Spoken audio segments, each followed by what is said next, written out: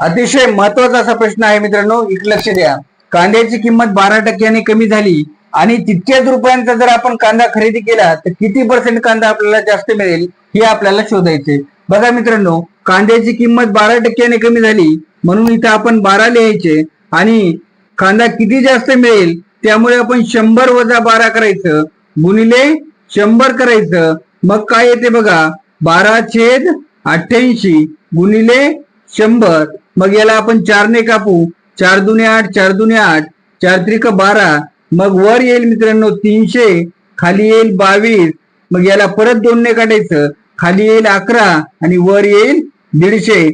मग काय होतील मित्रांनो, 150/11. मग आता याला 11 1 11, 11 1 11, 11 3 33 आणि किती उरले, 7 उरले मित्रांनो. मग 13.7/11% हे आपलं उत्तर येईल मित्रांनो. आता बघा किती टक्के कांदा जास्त मिळेल, 13.7/11% कांदा आपल्याला जास्त मिळेल. आवडलं तर लाईक करा मित्रांनो, शेअर करा आणि सबस्क्राईब करायला विसरू नका. धन्यवाद.